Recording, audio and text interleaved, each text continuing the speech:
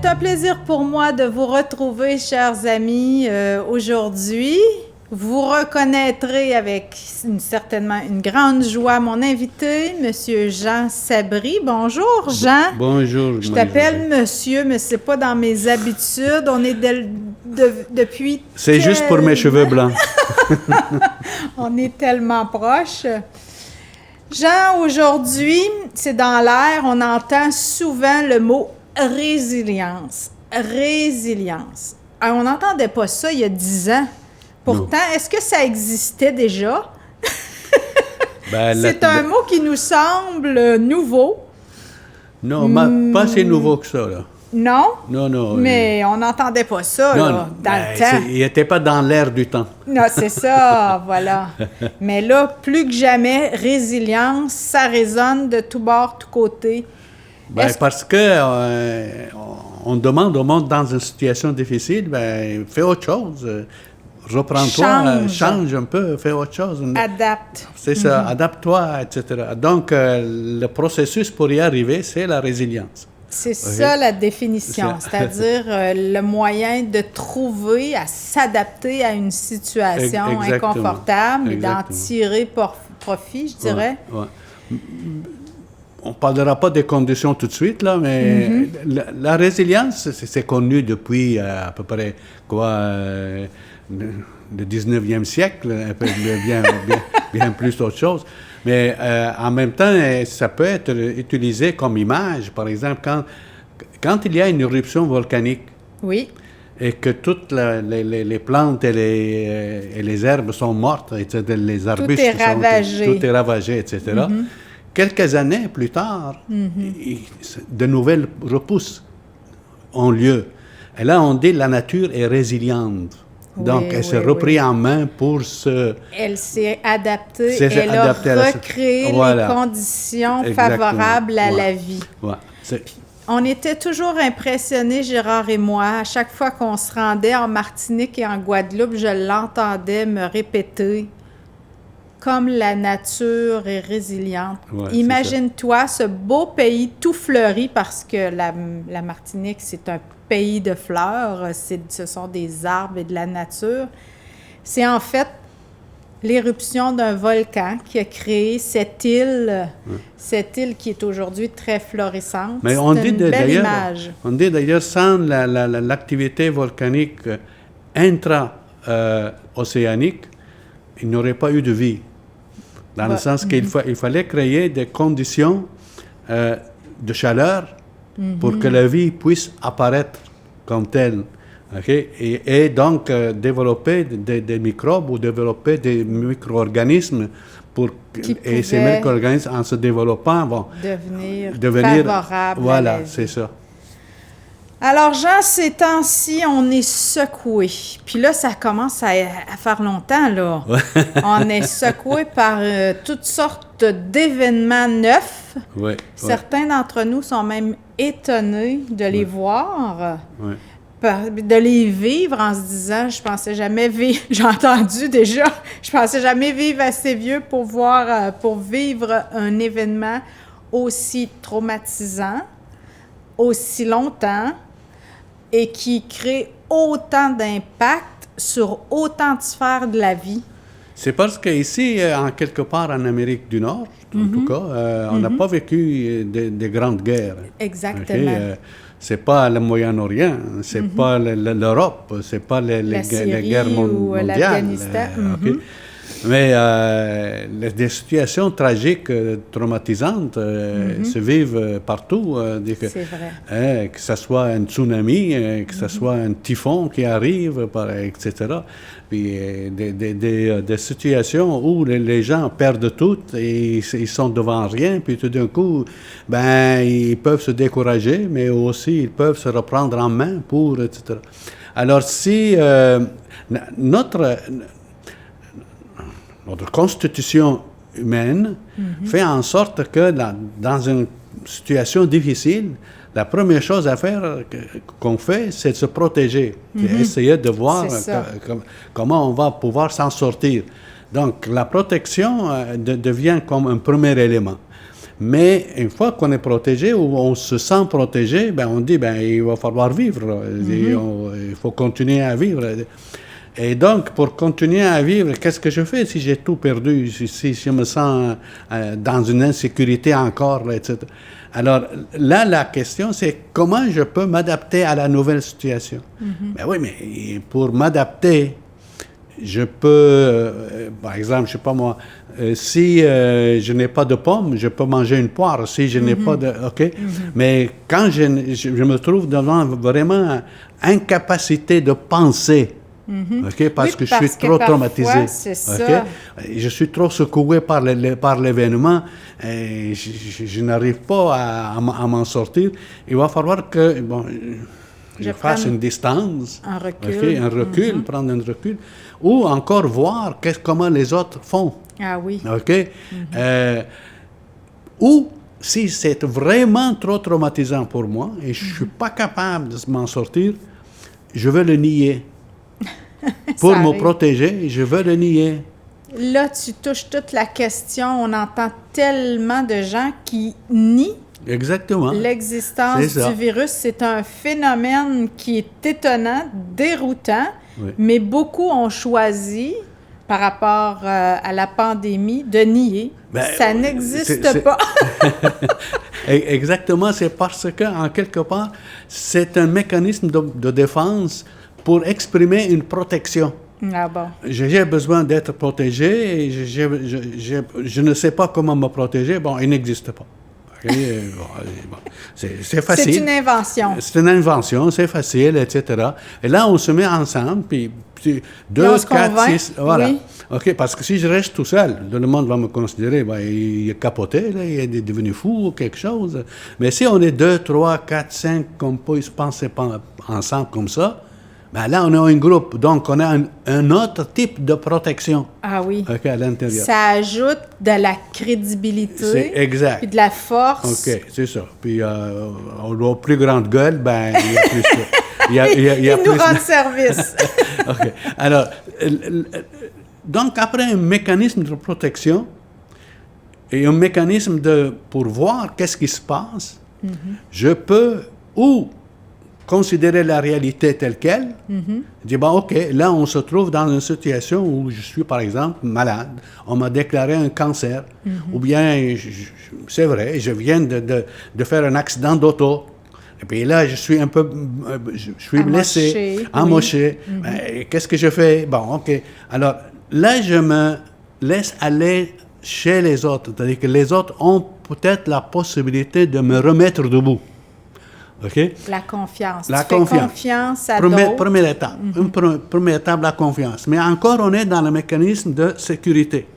J'assure ma protection. C'est ça, j'assure ma protection. C'est pour ça qu'à un moment donné, on dit, mais qu'est-ce que le gouvernement va faire là-dedans? Ah oui. OK, là? OK? Alors, mais si je dis, bon, là, ça fait un bout de temps, là, 6 mois, 3 mois, 4 mois, 6 mois, etc. Là, c'est le temps de l'interpellation personnelle. OK? Moi, comment je peux m'en sortir? OK? C'est évident que pour m'en sortir, j'ai besoin d'avoir des capacités de m'en sortir. Mais pour avoir ces capacités-là, ou pour aller chercher ces capacités-là, je dois retourner dans ma situation ou dans le temps où j'étais bien dans ma peau. Il faut que je me rappelle ça, c'est ce que tu veux dire. Okay, j'essaie de trouver qu'est-ce qui me rendait confortable, qu'est-ce qui me sécurisait, qu'est-ce qui faisait que j'avais une belle vie. Et comment je peux retrouver ou trouver autrement des choses. C'est ce qu'on appelle le mécanisme de résilience, justement. Oui. C'est d'aller chercher à l'intérieur de soi les forces nécessaires pour s'adapter à la nouvelle situation. Donc, après le déni, à un moment donné, il va falloir que je sorte de ça et je me dis, bon, OK, comment je peux m'adapter? L'adaptation. C'est ça. Mais on entend parler de plus en plus dans la sphère culturelle, se réinventer. C'est ça, oui. La créativité, faire preuve de créativité. Exact. Puis trouver des moyens autres de communiquer, d'être ensemble, de participer à une vie collective. Exact. Parce qu'on a dans notre Malgré mécanisme tout. là, intérieur, on a deux éléments qui nous sont donnés par la nature. C'est qu'on est des êtres sociaux. On ne peut pas vivre sans les autres. C'est tellement vrai que même si on nourrit un enfant, je lisais dernièrement un fait de Mère Teresa, des petites sœurs avaient trouvé un bébé dans une poubelle et elles l'avaient nourri, soigné, lavé. L'enfant ne réagissait pas, on pensait qu'il allait mourir. Puis c'est à force de le cajoler, on l'a apporté à Mère Teresa, puis à force de le cajoler, de le faire rire, de le serrer contre elle, de l'embrasser, de lui dire qu'il était beau, qu'il était... Ah, il l'a regardé, il a fait un sourire, et là, Bon. les gens ont su qu'il était sauvé. Ben oui, mais imagine quand, par exemple, On peut se laisser combien mourir. de fois tu as fait ça, toi, avec tes Ah enfants? non, ça n'a pas arrivé souvent. Mais Non, avec tes enfants, tu c'est-à-dire l'as que fait. oui. Ouais. oui, dès le tout début. Exactement. Quand l'enfant tombe, il s'est fait mal, etc., ou il court dans les bras de sa maman. Oui, Ouais. oui, c'est Mais, ça. et c'est pas le plaster qui répare. la C'est réception. Bon, je suis important. Bon. Nous sommes des êtres sociaux, on a besoin les uns des autres. Mais pour s'adapter, pour sortir du traumatisme, si tu veux, d'une mort subite, d'une guerre, d'une situation pandémique, ou d'un accident d'auto, d'un divorce, etc. D'une perte Tous les d'emploi. mécanismes traumatiques, c'est le même système qui fonctionne. Là. Pour m'en sortir, il faut que je le regarde d'une façon détachée, si tu veux, dans une certaine mesure. Je rentre à l'intérieur de moi, je cherche ce que j'ai comme force, parce que jusqu'à maintenant, j'ai vécu. Alors, qu'est-ce que j'ai comme force? Qu'est-ce que j'ai fait? OK? Et comment je peux les remettre en action activité. maintenant? Parce que dans la résilience, c'est pas juste le fait d'arriver à faire autre chose. C'est de le faire dans la mesure où je sois satisfait de ce que je fais et que ça ait un écho chez les personnes qui vont l'accepter. Donc, et ça aussi, ça fait partie des mécanismes De sociaux. l'échange, oui. Parce qu'en même temps qu'on est des êtres sociaux, en même temps, on est des êtres d'adaptation. On dit d'ailleurs l'intelligence, elle a deux mécanismes. Tu assimiles les données qu'on te donne, puis tu t'adaptes à ces notions-là. Alors, en quelque part, pour la résilience, pour ce processus-là, il nous faut cet élément-là. Autrement dit, il y a deux parties dans la résilience. Il y a le fait d'avoir déjà emmagasiner des informations qui sont importantes pour savoir qu'on peut créer. Puis Oui. là, la deuxième partie, c'est la création qui permet de s'adapter à la nouvelle situation, puis de continuer sa route Oui, mais aussi, épanouie. oui, mais aussi, je regarde comment d'en les tirer autres du font. bonheur. Oui, OK? OK. Alors, donc, les autres aussi m'inspirent. Donc, il y a de toujours l'information qui cet vient. échange-là qui se fait entre mon monde intérieur et le monde que les qui autres me arrive présentent. de l'extérieur. Mais pour réaliser ça, il y a une condition fondamentale. Oui. OK?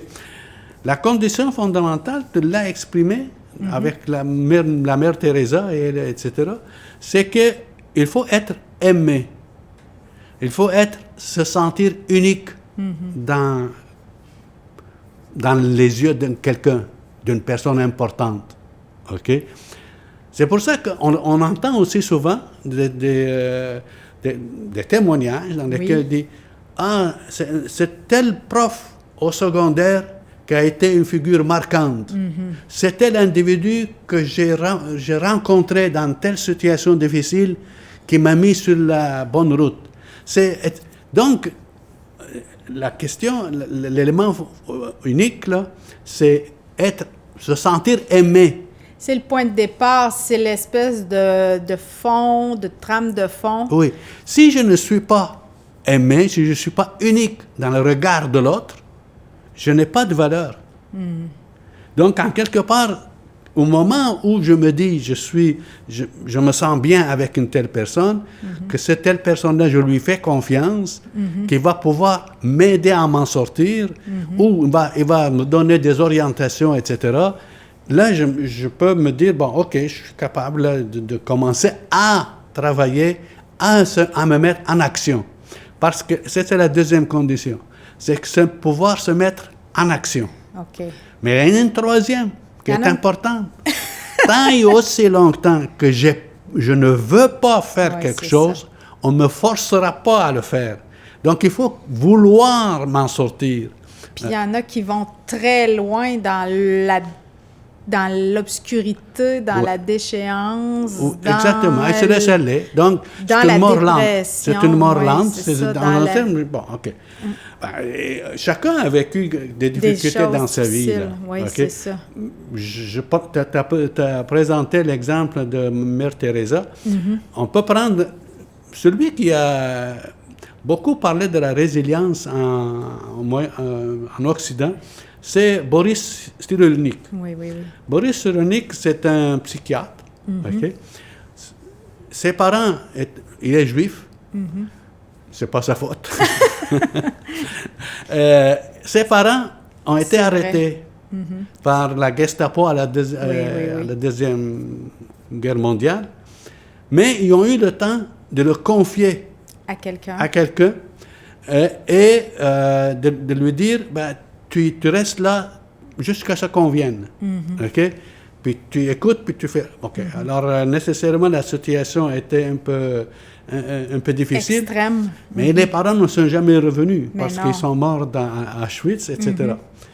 Bon, Cyrulnik rencontre finalement une tante maternelle de côté maternel quelque temps après la fin de la guerre.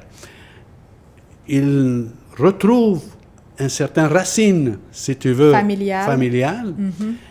Et en même temps, il trouve chez les gens qui l'entourent qu'on l'apprécie. Et il a, pendant tout le temps de la guerre, il a 5 ans, 6 ans, etc., 7 ans, et il a survécu. Puis il s'est développé des mécanismes. Des ressources intérieures. Des ressources intérieures, etc. Puis il est devenu psychiatre, justement, pour aider les personnes traumatisées. Mais c'est lui qui a mis en branle ce mouvement, un mouvement d'études de la résilience. Et c'est lui qui présente ces conditions-là. Je n'en vante pas. Il faut se sentir unique dans le regard de l'autre et s'adapter, pouvoir s'adapter, donc vouloir et agir. Alors, dans la résilience, dans le processus, c'est ça ce qui se passe. Mais tout le monde le fait inconsciemment. C'est ça, sans le savoir. Les volcans, on ne peut pas dire qu'ils le font consciemment. Non. Puis tout le monde en a besoin aussi, d'une certaine façon. Tout le monde peut témoigner à un moment d'avoir été surpris, remis en route par un téléphone, par une lettre, par un mot, par une parole d'encouragement. J'ai des témoignages personnels de gens qui m'ont soutenu, qui m'ont accompagné, qui m'ont aidé à traverser des périodes difficiles. Ouais. Et je suis consciente d'avoir pu, dans certains cas, pour certaines personnes, être un élément de soutien, de réconfort qui c'est très beau. Tu me fais penser à une émission qui se passe à la TV, je pense à Radio-Canada, la première fois. Ah oui. Mais dans cette émission, la première fois, il y a toujours une rencontre qui arrive, inattendue. Quelqu'un, pendant que j'étais jeune, a été sur ma route, puis, etc. Et on voit tout ça, on le voit directement dans le regard, dans l'émotion que ça reproduit, de retrouver une personne qui a été importante. Significative, oui. Si Gérard apparaissait aujourd'hui, tout le monde... oui. Il est resté marquant. Ouais. Mais Jean, on peut faire la différence dans la vie des autres. Déjà, on fait la différence dans notre vie. Est-ce qu'il y en a qui ne réussiront pas à, je dirais, à vivre la résilience, à grandir, à saisir? Tu sais, cette crise, elle peut être vue comme un élément très dramatique, mais le pape François a une belle Pensez. Oui, un beau mot pour les crises. Il les appelle des opportunités. Oui. Alors, c'est sûr que cette pandémie, cette période qu'on traverse qui est difficile, elle nous amène à nous questionner, mais elle peut être aussi l'opportunité, on en a parlé un peu tout à l'heure, l'opportunité de créer de nouvelles façons d'être ensemble, de nouvelles façons de se rendre service, de s'accompagner les uns les autres. Je sais que nous, en tout cas chez nous, comme partout certainement, comme beaucoup de familles, on essaie d'inventer des nouvelles façons de vivre ensemble sans se voir, sans Mais pour inventer partager. Je suis d'accord avec ça, et pour l'inventer, il faut se poser des questions. C'est ça. Qu'est-ce que je peux faire dans telle situation? Est-ce qu'il faut que je change ma carrière? Est-ce qu'il faut que je change... Est-ce qu'il faut que j'apprenne un nouveau moyen de communication? C'est ça. Parce qu'on a appris des choses Exactement. depuis le début. On entend aussi que la pandémie a fait en sorte qu'il y a plusieurs couples qui se sont séparés. Oui. Il y a plusieurs façons d'enseigner qui sont apparues. Oui. Il y a certains qui réussissent bien, d'autres qui n'arrivent pas à suivre parce qu'il faut qu'ils soient eux autres même impliqués dans le processus dans lequel ils se trouvent. Alors, ça a permis une réflexion, tu penses pas, Jean? Beaucoup de gens se sont remis en question. J'entendais aussi que beaucoup de professionnels songent à changer de carrière parce qu'ils remettent en question ce qu'ils croyaient juste et bon. Depuis très longtemps. Une chose qu'on a remis en question, c'est qu'il ne faut pas courir. Qu'est-ce que tu veux dire, pas courir? La vie trépidante courir, qu'on avait. Oui, aller trop vite, oui.